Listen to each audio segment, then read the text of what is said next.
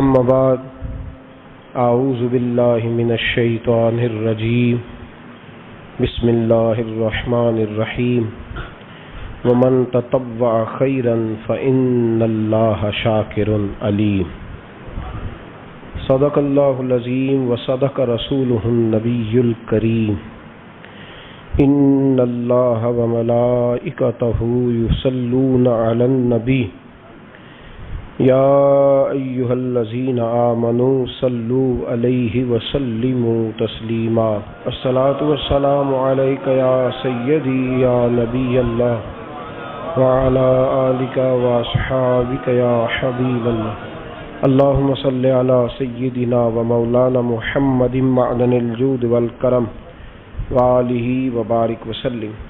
تمام تعریفیں حمد و ثنا اللہ تعالیٰ جل مجدہ الکریم کے لیے، اور ہر قسم کے درود و سلام نبی رحمت، نور مجسم، شفیع معظم، آقا کل، ختم رسول، دانۂ سبل، احمد مجتبیٰ جناب حضرت محمد مصطفیٰ صلی اللہ تعالی علیہ وسلم کی ذات والا صفات کے لیے حمد و صلات کے بعد کچھ چیزیں ضروریات ہوتی ہیں اور کچھ چیزیں انسان کا شوق ہوتی ہیں۔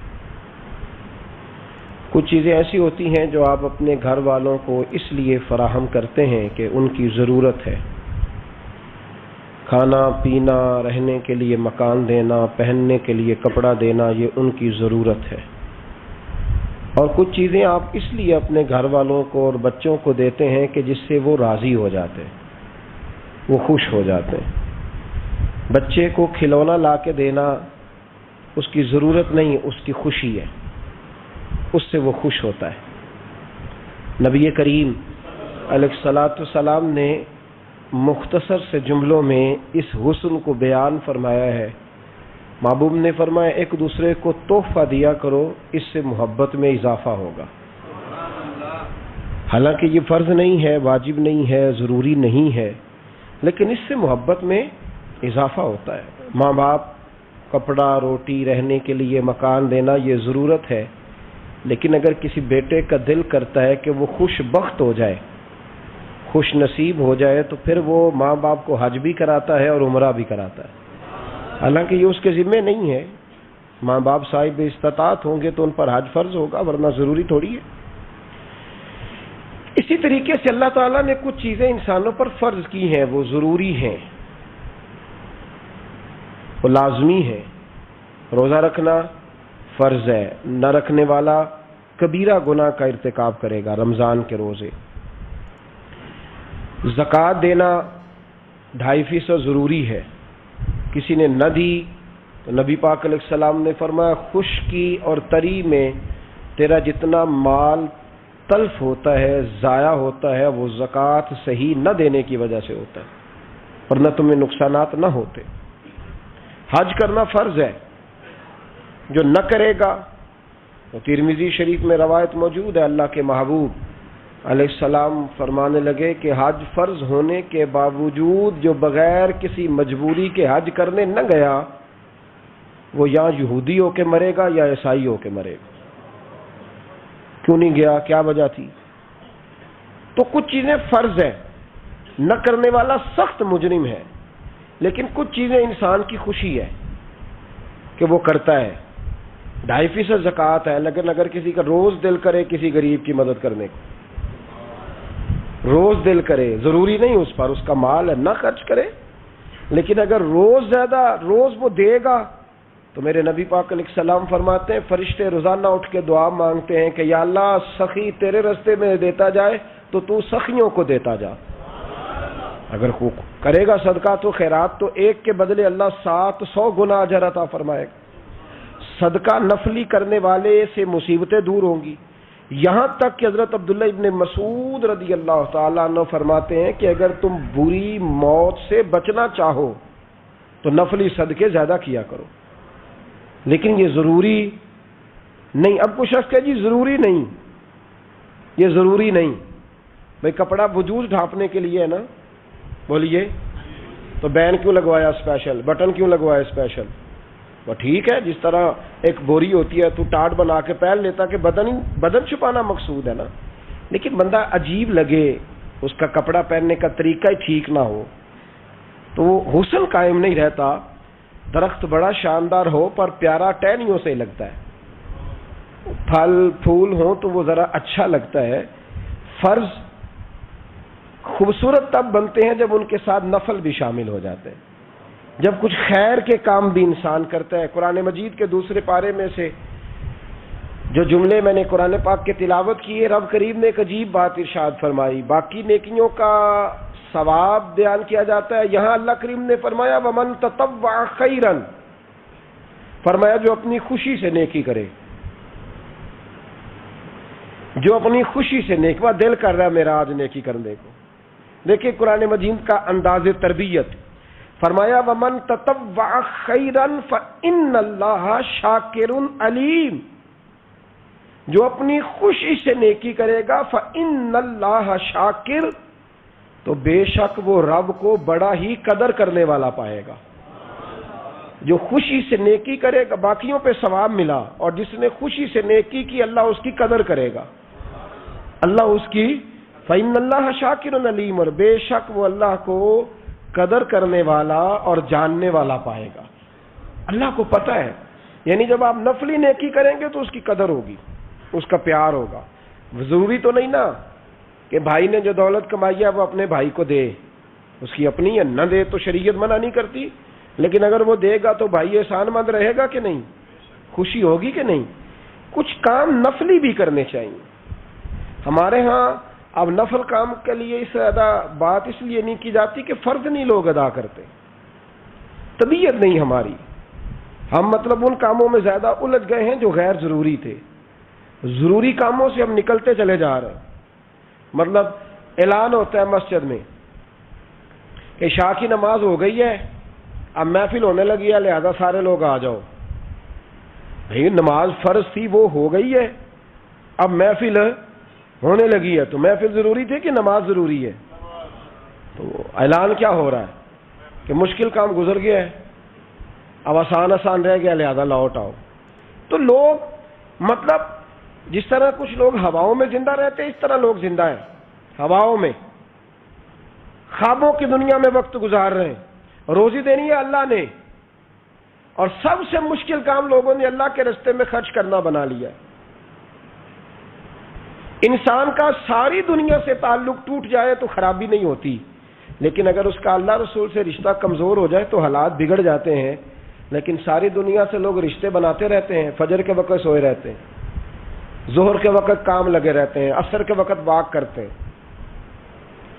عشاء اور مغرب وہ برگر کھانے میں گزر جاتی ہے۔ تو بھئی جن سے زیادہ کام ضروری تھا وہاں تو تم نے توڑ دیا۔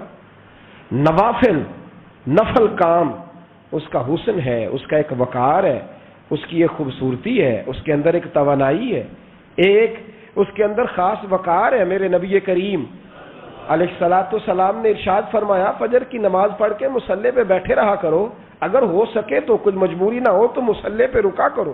فجر پڑھ لی، فرض ادا ہو گئے، حضور جائیں، فرمایا وہ تمہیں اجازت ہے، لیکن اگر رکو گے، اللہ کے ذکر میں، تلاوت میں، عبادت میں، درود پاک میں لگ جاؤ گے، رکو گے، سورج نکلنے تک رکے رہو گے، 2 رکعت اشراق اور 2 رکعت نماز چاشت ادا کرو گے، تو رب کریم تمہیں 2 حج اور 2 عمرے کا ثواب عطا فرمائے گا۔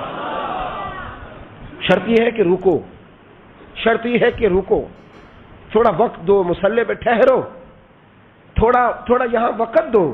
لیکن چوکوں چوراہوں میں کئی گھنٹے وقت گزارنے والی قوم مسجدوں سے بھاگتی ہے۔ نفل کام کرنا، خوشی سے کرنا، یہ دقت محسوس ہوتی ہے۔ یعنی وہ کام جن میں نفس کو راحت ہوتی ہے وہ تیزی سے لوگ کرا لیں گے، تیزی سے۔ میں کچھ دوستوں سے محبت کرتا ہوں تو کبھی کبھی کچھ باتیں ان سے پوچھتا رہتا ہوں پیار کے ساتھ، ازراہ محبت۔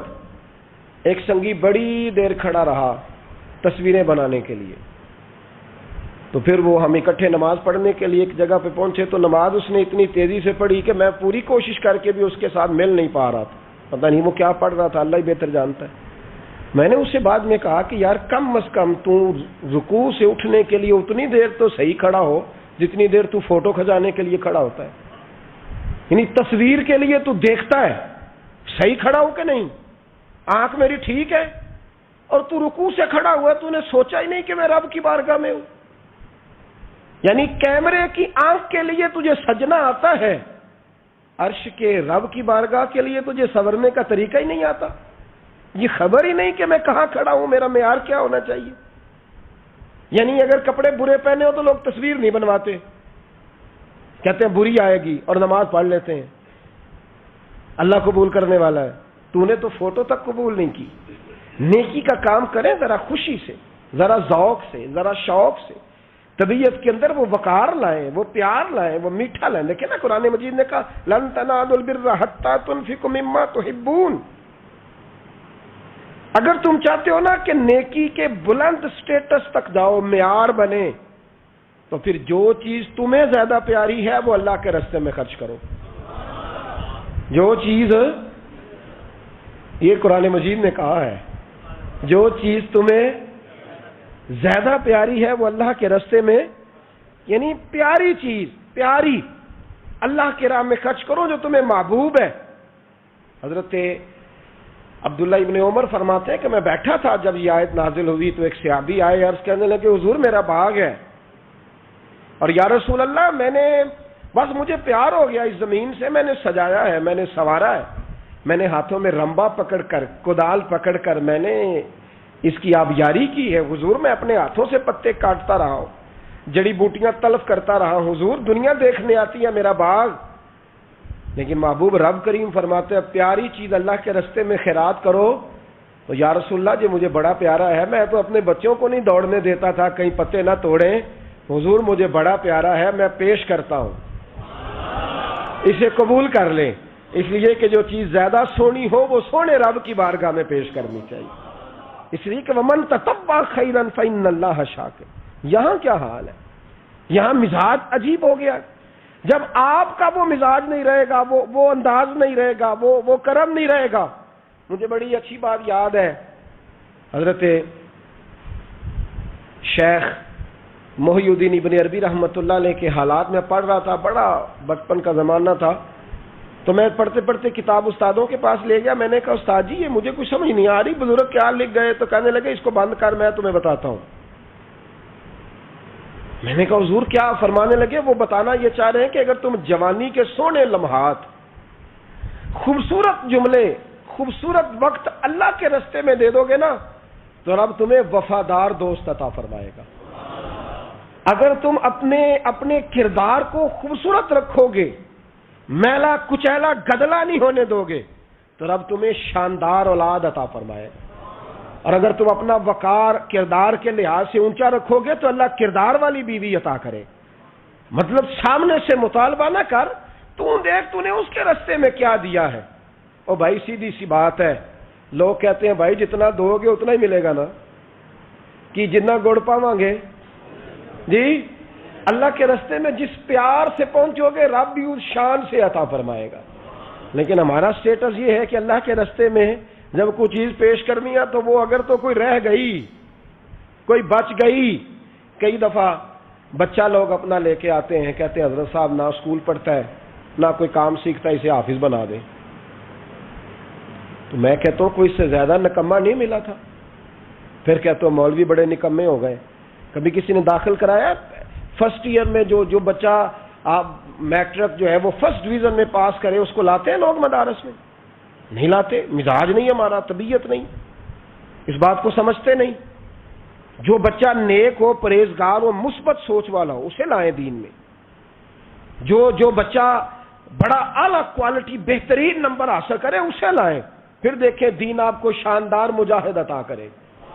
لیکن یہاں ماحول یہ ہے کہ جو کہیں نہیں چلتا اس کو مدرسے لے آؤ, ٹھیک ہے, پھر وہ 5-6 سال مدرسے کی روٹی شوٹی کھاتا ہے, رہتا ہے, اس طرح کی صورتیں یاد ہوتی ہیں, کر لیتا ہے, اور کچھ نہ بنے گا تو کوئی مسجد تو چلائے گا ہی نا.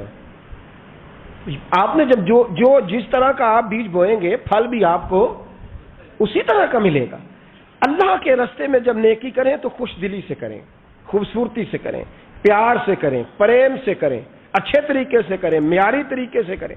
خبردار آپ کا کوئی وہ انداز نہیں ہونا چاہیے کہ آپ کہیں کہ بس ٹھیک ہے پڑھ لیں گے نماز، بس جیسے بھی تھا گزارا ہو جائے گا، جس طرح بھی وہ ٹخنا خشک ہے ہو گیا جی، وضو اللہ جی قبول کرنے والا ہے، تو یہ تو آپ یوں لگ رہا ہے بڑے پریشان ہیں نماز پڑھتے وقت، تو ایسے تھوڑی نماز ہوگی، خوش دلی کے ساتھ اچھے طریقے میٹھے طریقے سے۔ میرے رسول کریم علیہ السلام نے مومن کی بات کی، مومن کی شان بیان کی، فرمایا میرا مومن وہ ہوتا ہے مسجد سے نکل تو جاتا ہے، وجود اس کا مسجد سے خارج ہو گیا، نکل گیا، لیکن کریم رسول فرماتے ہیں دل اس کا مسجد کے ساتھ جڑا رہتا ہے، اس کی طبیعت مسجد سے جڑی رہتی ہے، اس لیے کہ اس کا اپنے رب سے رشتہ ہے۔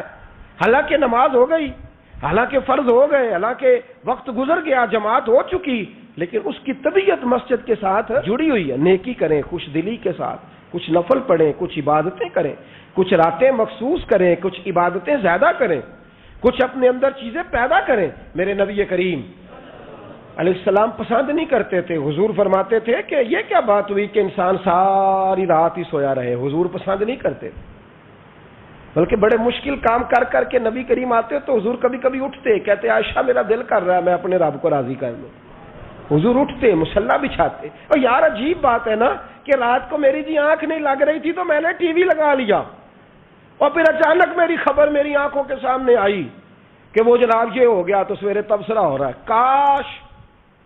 کاش اللہ کرے جمعے کا دن ہے، دعا کر رہا ہوں کہ رات کو جب آنکھ کھلے دل نہ لگے تو سویرے اٹھ کے کوئی بتائے کہ رات دل نہیں لگ رہا تھا تو میں نے وضو کر کے قرآن کھول لیا، میں نے وضو کیا اور میں نے مصلی بچھا لیا، میرا دل نہیں لگ رہا تھا، میں اٹھا، تسبیح پکڑی، خوشبو لگائی، کپڑے بدلے، مصلی پہ بیٹھا، مدینے کے جانب منہ کیا اور مدینے والے رسول پہ درود و سلام پڑھنا شروع کر دی۔ اللہ کرے نا یہ بھی ذوق ہو، اللہ کرے نا یہ بھی طبیعت ہو، اللہ کرے یہ بھی ماحول بنے، اللہ کرے۔ مجھے ایک سنگی نے سویرے سویرے بتایا، صبح لو جی آپ بڑی تنقید کر رہے تھے کہ وہ سائی وال والے بچوں کے پاس ابھی تک کوئی نہیں گیا، وہ وزیر اعظم صاحب نے مل لیا انہیں، آپ نے دیکھی ہے خبر؟ تو میں نے کہا اصل میں نا ہمارا مزاج بن گیا ہے بھیڑ بکریاں بننے کا، جب کوئی بھیڑ بکری بنتا ہے تو پھر انہیں نگران نہیں ملتے، چرواہے ملتے ہیں۔ میری باتیں سخت ہیں پر چلو کوئی حرج نہیں، میں خود کر رہا ہوں نا۔ چرواہے ملتے ہیں جب قوم بھیڑ بکریاں بنتی ہے، تو چرواہے، نیوزی لینڈ کی وزیر اعظم حملہ ہوا تو وہ خود گئی، ایک دفعہ نہیں کئی دفعہ گئی، لوگوں کے گھروں میں گئی۔ آج تک کبھی زندگی میں ایسا ہوا ہے کہ کسی کے بچے مر جائے، باپ مر جائے، ماں مر جائے اور بچوں کو بلا کے کہا جائے آؤ تم سے تعزیت کرنی ہے؟ پاگلوں کی قوم ہے، کوئی پوچھنے والا نہیں۔ وہ یتیم بچے، میری عمر، میرے اپنے بچے اب بڑے ہو رہے ہیں، لیکن میں اس عمر میں بھی کبھی ابا کی کمی محسوس کروں تو رات کو سو نہیں پاتا، نہیں نیند آتی، وہ کبھی کبھی یاد آتے ہیں، چہرہ ان کا جھریوں بھرا کبھی سامنے آتا ہے تو نہیں نیند آتی، کبھی کبھی دل کرتا ہے۔ کچھ باتیں ایسی ہیں جو صرف ان سے ہو سکتی ہیں اور کس سے کروں۔ کبھی کبھی طبیعت چاہتی ہے، کبھی کبھی کہ اماں جی اپنا میلا دوپٹہ پیچھے کر کے کہیں کہ ادھر لیٹنا، میں تیرے سر میں تھوڑا تیل لگاؤں، کبھی کبھی دل کرتا ہے۔ تو جن کے ماں باپ گولیوں سے بھون دیے جائیں، ان کو کہا جائے بچوں کو کہ آؤ تم سے تعزیت کرنی ہے، آؤ، یہ سٹیٹس ہے، یہ معیار ہے حکمرانوں کا، یہ معیار ہے۔ یہ وہ لوگ ہیں جن کو منتخب کرتے ہو، یہ لوگ ہیں۔ نہ ادھر ادھر کی تو بات کر، یہ بتا کہ قافلہ کیوں لٹا، مجھے رہزنوں سے غرض نہیں، تیری راہبری کا سوال ہے۔ مدینے کی ریاست کا نام لینے والا ہو، آؤ میں تمہیں بتاؤں۔ میرے رسول پاک علیہ الصلوۃ والسلام کے چچا زاد بھائی حضرت جعفر طیار جنگ موتا میں شہید ہو گئے، حضور ان کے گھر گئے، ان کے دو چھوٹے چھوٹے بچے حضور خود چل کے گئے، رحمت للعالمین رسول خود، حالانکہ وہ شہید، حضور نے یوں بازو پھیلائے اور ان کے بچے جب نبی پاک کے سینے سے لگے تو حضور کی آنکھوں میں آنسو آئے۔ ان کی زوجہ رو پڑی، کہنے لگی یا رسول اللہ کہ میرے شوہر شہید تو نہیں ہو گئے؟ اللہ کے رسول نے فرمایا ان کے باپ کو رب نے بڑی شان دی ہے۔ تو وہ رو پڑی، عرض کرنے لگی حضور اب ان بچوں کا کون وارث بنے گا؟ کیا لفظ ہیں، آؤ مدینے کی اسٹیٹ میں یہ رنگ ہے۔ میرے رسول پاک علیہ السلام نے فرمایا پتہ کیا ان بچوں کا کیا بنے گا؟ تو روزی روٹی کی بات کرتی ہے. انا ولیہم فی الدنیا والآخرہ، فرمایا میں دنیا میں بھی ان کا وارث بنوں گا، قیامت میں بھی ان کا وارث بنوں گا. میں تو جنت میں داخلے تک ان کا وارث ہوں، یہ جنت میں جائیں گے اس وقت تک میں ان کا وارث ہوں. کیا تماشا ہے، کیا توہین ہے، کیا تذلیل ہے، کیا رنگ ہے. یعنی یہ انداز ہوتا ہے کہیں، لیکن کیا کیا جائے، ہم لوگ تو وہ ہیں کہ جو دو باتیں بھی کریں تو لوگوں کو تکلیف ہوتی ہے، دو جملے بھی کہیں تو لوگوں کو اذیت ہوتی ہے. پر کیا کریں، ہم بھی کہتے رہیں گے، ہم بھی بولتے رہیں گے، ہم بھی یہ ذکر کرتے رہیں گے. ہاں، اور اپنے بھی خفا مجھ سے ہیں، بیگانے بھی ناخوش، کیونکہ زہر حلال کو کبھی کہہ نہ سکا کند. میں کہتا ہوں وہی بات سمجھتا ہوں جسے حق نے ابلائے مسجد ہوں میں توحید کا فرزند. کوئی تماشا ہے؟ نیکی کرو اس طرح کہ جس نیکی میں مزہ آئے، جس نیکی میں لذت آئے. یہ بھی کوئی معیار ہے؟ یہ بھی کوئی اسٹیٹس ہے نیکی کرنے کا جو ہمارے ہاں؟ اور اس کے باوجود شانیں بیان ہوتی ہیں، عظمتیں بیان ہوتی ہیں، رنگ بھرے جاتے ہیں تصویروں میں، جعلی رنگ، آرٹیفیشل رنگ. یہ پوچھنا پڑے گا اور جواب دینا پڑے گا. بس دعا فرماؤ عرش کا مالک کوئی فضل ہی فرمائے. پتہ نہیں ہمارے حصے میں کس طرح کے لوگ آتے ہیں. رب کریم کوئی خیر فرمائے. جب کوئی جاتا ہے تو دل میں خیال ہوتا ہے شاید کوئی اچھا ہی آ جائے، پر کوئی رنگ انوکھا ہی نظر آتا ہے، کوئی نہ کوئی عجیب ہی کیفیت ہوتی ہے. دعا فرمائے اللہ جمعے والے دن ہماری دعائیں قبول فرمائے، اور اللہ تعالیٰ وہ بندہ دے جو اٹھ کے کہے کہ میں تو مولا علی شیر خدا کا ماننے والا ہوں، میں تو حضرت عمر رضی اللہ تعالیٰ عنہ کا غلام ہوں. اللہ کرے کوئی شخص ملے. آمین تو کہہ دیں، سارے کہہ دیں ایک دفعہ آمین. فرمایا ومن تطوع خیرا، اگر تم نیکی کرو گے اپنی خوشی کے ساتھ، فإن اللہ شاکر علیم، تو بے شک پھر تم اللہ کو قدر کرنے والا پاؤ، ہماری قدر ہوگی. نیکی کریں. یہ جو موقع آتے ہیں نا شب برات کے، شب قدر کے، یہ بنیادی طور پر اللہ تعالیٰ کی طرف سے دی ہوا موقع ہوتا ہے کہ چلو تمہیں چانس دیتے ہیں، پابندی کوئی نہیں، لیکن رب کی طرف سے نا موقع ملتا ہے، چلو تمہیں ایک موقع دیتے ہیں، چلو اپنے آپ کو کلیئر کر لو، تمہیں موقع دیتے ہیں. یا اللہ کیا کرے، کچھ بھی نہیں، آ کے نا سچے دل سے 2 رکعتیں پڑھ کے توبہ کرو، عرش کا مالک پچھلے سارے ہی معاف کر دے گا. کچھ بھی نہیں، آؤ موقع ہے. ان لوگوں کی باتوں پہ نہ جائیں جو بلا وجہ پریشان کرتے ہیں. ہمیں بھی روز ہی سوال آتے ہیں، دل نہیں کرتا، کچھ باتیں ایسی ہیں جو کرنے کو طبیعت نہیں چاہتی، میں کروں گا بھی نہیں. لوگوں کو شب برات کا حوالہ بھی نہیں مل رہا، حالانکہ ترمذی شریف میں حدیث موجود ہے، صحاح ستہ کی روایت ہے، ترمذی میں موجود ہے. پہلے کہتے ہیں صحاح ستہ سے دکھاؤ، جب صحاح ستہ سے مل گئی تو آپ اور کدھر جانا ہے. اور ابن ماجہ میں موجود ہے مولا علی کی روایت. اور ذرا ترتیب دیکھیے گا، یہ ترمذی کی حدیث ہے، اور امام ترمذی نے تو پورا باب باندھا ہے 15ویں شعبان پر، پورا باب. اب تمہاری مرضی ہے اگر تم نہیں بات کو سمجھنا چاہتے. لیکن میں نے پہلے بھی کہا تھا، پھر کہتا ہوں، اگر ہمیں کوئی شخص کہتا ہے کہ شب برات کو اٹھ کے نفل نہ پڑھو، تو بھائی نفل ہم نے پڑھنے اللہ کی رضا کے لیے، ہمیں کسی بندے سے ڈگری لینے کی ضرورت نہیں. نہ تو ہمارے اور رب کے درمیان معاذ اللہ کوئی وسیلہ ہے کہ تو کہے گا تو پڑھیں گے، جب دل کرے گا پڑھیں گے، اور جتنے دل کرے گا پڑھیں گے. ہم تو نفل کہہ رہے ہیں اس کو، ہم نے کب کہا ضروری ہے جو عشاء پڑھ کے سو جائے فجر تک سویا رہے، ہم اس کو گناہگار نہیں کہہ رہے، لیکن یہ ضرور کہیں گے کہ گولڈن چانس مس کر دیا اس نے، چانس مس کیا. یہ تو اللہ کی رحمت کا موقع تھا. حضرت سیدہ عائشہ صدیقہ رضی اللہ تعالی عنہا ارشاد فرماتی ہیں کہ شعبان کی 15ویں رات تھی، یعنی شب برات کی رات. فرماتی ہیں شعبان کی 15ویں رات تھی، میں نے اچانک نظر ڈالی تو حضور میرے بستر میں تھے، پھر میری نظر پڑی تو حضور نہیں تھے.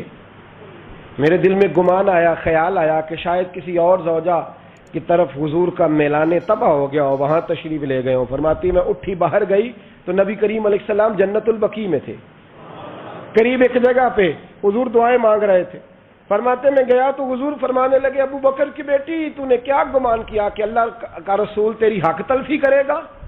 عرض کی حضور آپ مالک ہیں، کہیں اور جانا چاہیں تو میری طرف سے پابندی نہیں. کہتی ہے وہاں کھڑے کھڑے میرے رسول کریم نے بیان فرمایا، یہ ترمذی کے لفظ ہیں. حضور نے فرمایا عائشہ یہ شعبان کی 15ویں رات ہے، مدینے میں سب سے زیادہ بکریاں بنو کلب کا قبیلہ پالتا تھا. فرمایا آج کی رات بنو کلب کے قبیلے کی بکریوں کی تعداد کے مطابق اللہ میری امت کے لوگوں کی بخشی فرما دے گا. یہ وہ رات ہے.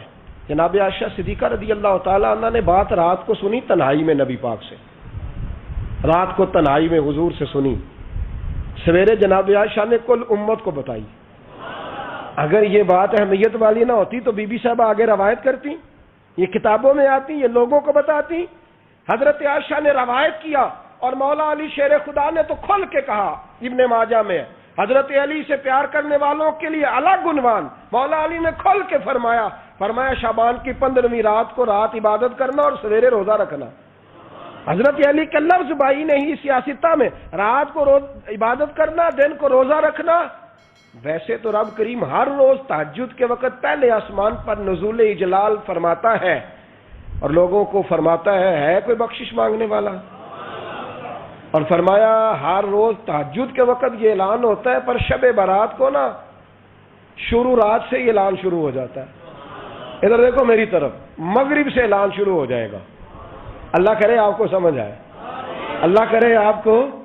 اور بھائی یہاں باہر لوٹ سیل لگ جائے، یہاں ابھی سیل لگ جائے، 5000 والا جوڑا 1500 میں، تو رش ختم ہوگا.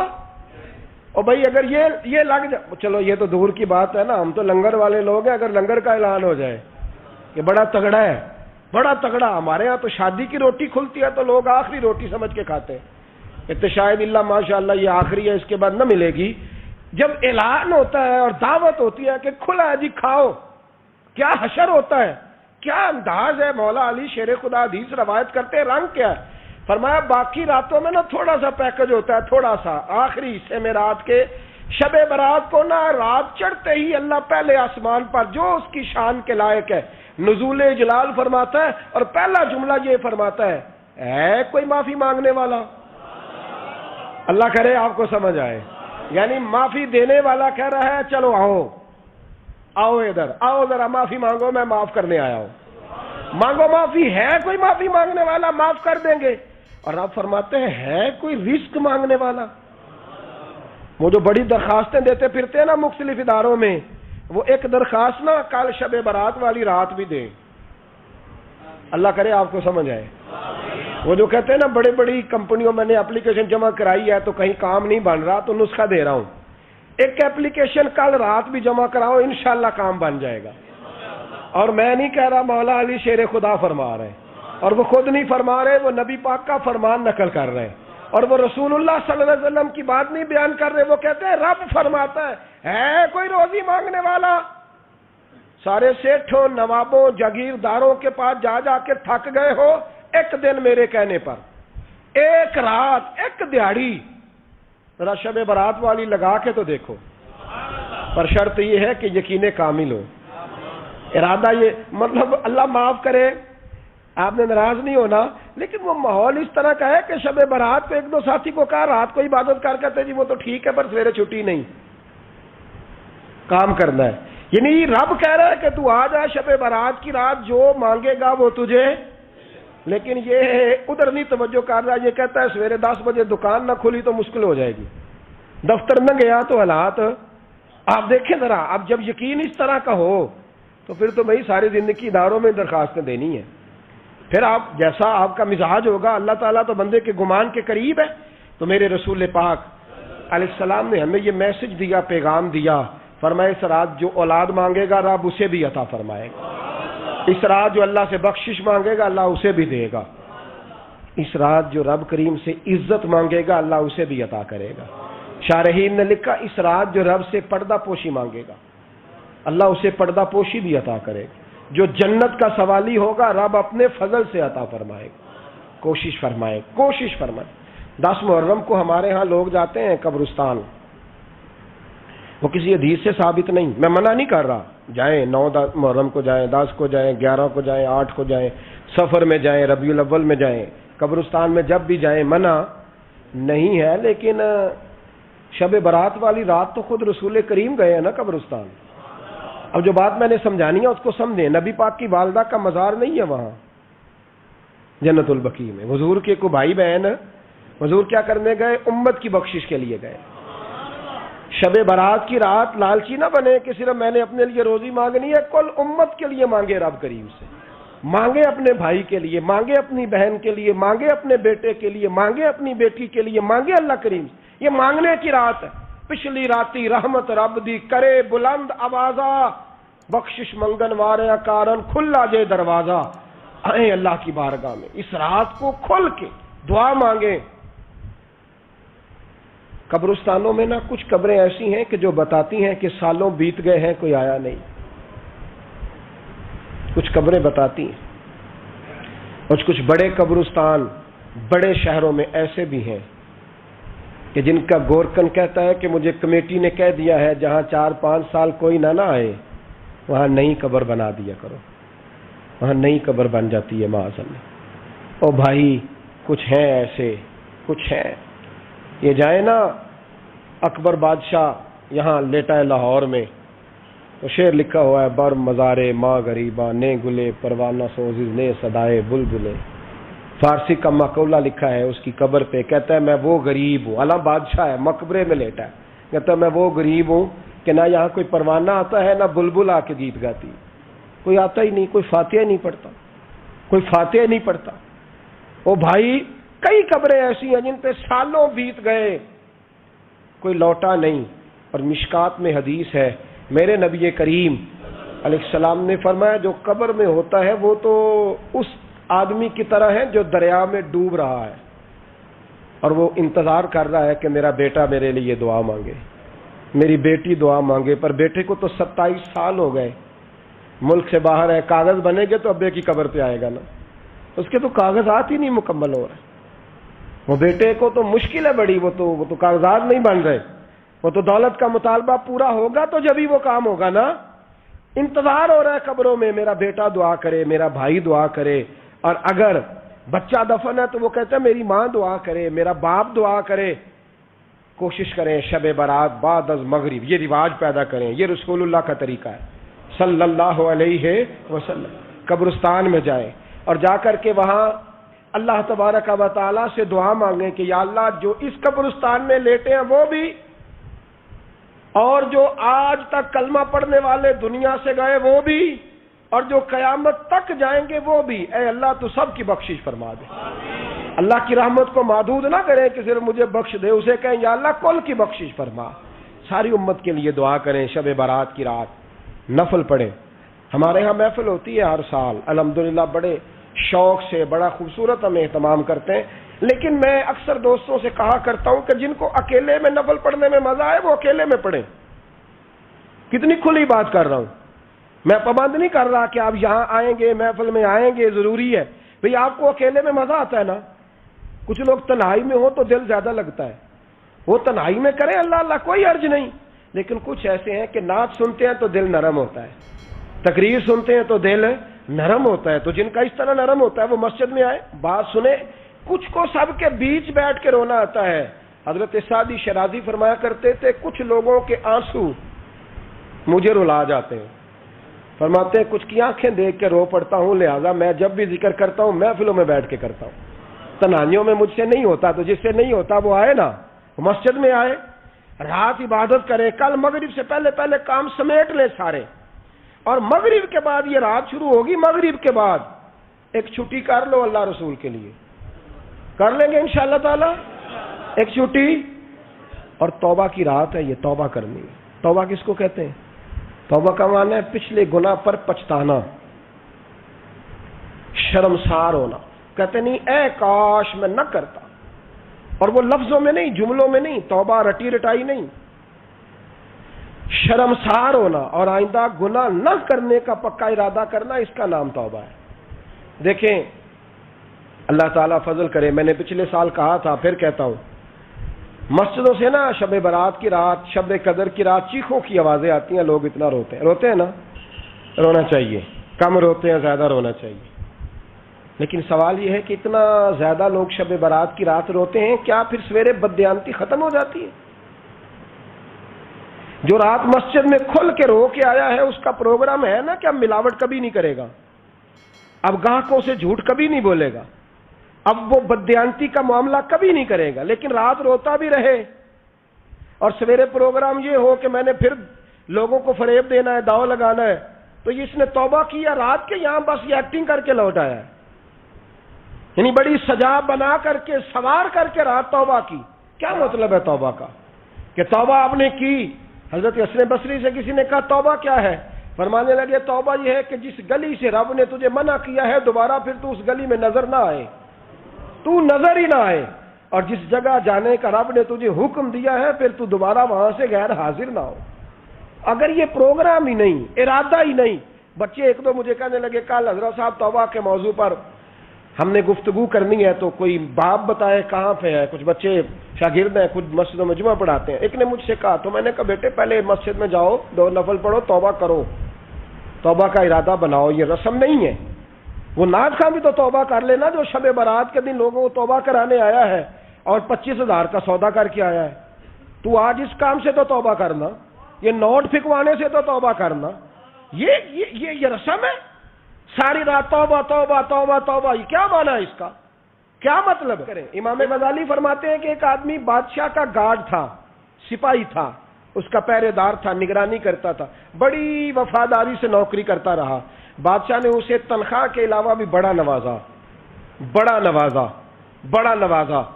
اسے بادشاہ نے بڑے الاؤنسز دیے، بادشاہ نے بڑا کچھ دیا، مکان دیا۔ کچھ سالوں کے بعد بادشاہ کو پتا چلا کہ یہ میرے لیے نہیں آتا تھا، اس کی تو میری کنیز پر نظر تھی، اس نے تو رات کی ڈیوٹی اس لیے لگوائی تھی کہ کنیز پر نظر تھی۔ تو امام فرماتے ہیں کہ بتاؤ پھر وہ بادشاہ اس کے ساتھ کیا سلوک کرے گا؟ وہ کیا سلوک کرے گا؟ تو لوگ کہنے لگے حضور لگتا یہ ہے کہ وہ 4-5 حصوں میں کاٹ کے تو کتوں کے آگے پھینکے گا۔ آپ فرمانے لگے میرا رب تو بڑا ہی کریم ہے، وہ تو ایسے نہیں کرتا، لیکن بتلاؤ اگر اسے پتا چلے کہ یہ رسم کے لیے آیا ہے، اس کی تو نظر ہی مال پہ ہے، یہ تو سویرے بدلے گا نہیں، یہ تو دھوکہ دے رہا ہے، یہ تو توبہ کرنے آیا ہی نہیں، اس نے تو ڈھونگ رچایا ہے، اسے تو پہلے سے خبر ہے، تو پھر تم کیا امید رکھتے ہو؟ پھر کیا رویہ رکھتے ہو؟ شب برات کی رات دھاڑے مار مار کے رونا اور صبح اسی طرح دھوکہ دینا، اسی طرح فریب کرنا، اسی طرح جھوٹ بولنا، اسی طرح بددیانتی کرنا، اسی طرح لوگوں کو لوٹنا، تو یہ رسم نہیں ہے توبہ۔ توبہ تو بدل جانے کا نام ہے، توبہ تو پھر سنور جانے کا نام ہے۔ توبہ تو اس طرح ہے جس طرح حضرت ابراہیم ابن ادھم نے کی تھی، وقت کے بادشاہ تھے بادشاہ، جب توبہ کی تو پھر ہر چیز چھوڑ دی، پھر مال لوگوں میں بانٹ دیا اور پھر ٹاٹ کا لباس پہن کر زندگی گزاری۔ لوگوں نے کہا حضور یہ تبدیلی ہے؟ فرمایا تبدیلی نہیں، یہ میری توبہ ہے، یہ میری توبہ ہے۔ جب توبہ کی تو پھر بدل کے کی، جب توبہ کی تو پھر تبدیل کیا آپ نے۔ یہ کیا توبہ ہوئی؟ ساری رات روتے رہے، سویرے دکان پہ جا کے پھر قسم اٹھائی کہ مجھے تو پڑتا ہی 11,000 کا ہے، یہ توبہ ہے؟ تو آپ نے اور میں نے توبہ کرنی ہے تو انشاءاللہ تعالیٰ اس طرح کرنی ہے کہ پھر 15ویں شعبان کو بدل جائے۔ اور مجھے پتا کیوں یہ شب برات کیا لگتا ہے؟ مجھے کبھی کبھی یوں لگتا ہے کہ رب فرماتا ہے کہ رمضان سے 15 دن پہلے ہی پکی سچی توبہ کر لے، تیاری کر، پاک صاف ہو جا، تاکہ جب رمضان آئے نا تو پھر تجھے پاک ہونے کی ضرورت نہ پڑے، بس پھر تو آتا جائے اور میں تیرے اوپر رحمت نچھاور کرتا جاؤں۔ بس تو پہلے ہی تیاری کر، 15 دن پہلے ہی، 14 دن پہلے تیار ہو جا۔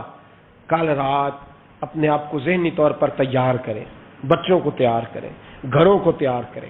اب جب مہمان آتے ہیں نا بڑا کچھ کرتے ہیں، شب برات آئے تو مصلے ایک دفعہ دھویا کریں، ایک دفعہ مصلے دھویا کریں۔ فرش دھوتے ہیں نا، مہمانوں نے آنا ہے تو ایک کمرے کا فرش دھو کے صاف کریں کہ خواتین نے یہاں ساری رات نماز پڑھنی، یہ ارادے بنائیں۔ جس طرح آپ کہتے ہیں نا رات کو سفر کرنا ہے تو دوپہر میں تھوڑا آرام نہ کر لوں تو کل دوپہر میں آرام کر لیں، تاکہ رات کو رب رب کرنا آسان ہو جائے، اللہ کی بارگاہ میں بیٹھنا آسان ہو جائے۔ مکمل طور پر ذہنی طور پر اپنے آپ کو تیار کریں۔ یہاں بھی محفل ہوگی انشاءاللہ، عشاء کے متصل بعد شروع ہو جائے گی، 12 بجے تک محفل چلے گی، پھر 12 بجے کے بعد نماز تسبیح پڑھی جائے گی، پھر 1 بجے پھر دوبارہ آپ کو اجازت دی جائے گی، کوئی انفرادی طور پر گھنٹہ سوا اپنی الگ سے کوئی عبادت کرنا چاہے تو وہ تب بھی ممکن ہو، جیسے آپ کو موقع بنے۔ میں کہہ چکا ہوں، لیکن وقت ضائع نہ کرنا، گولڈن چانس ہے، اس کو مس نہ کرنا، یہ شب نجات ہے، اس کے ضرور قریب جانا۔ رب کریم سمجھنے کی توفیق عطا فرمائے۔ آخر دعوایا ان الحمدللہ رب العالمین۔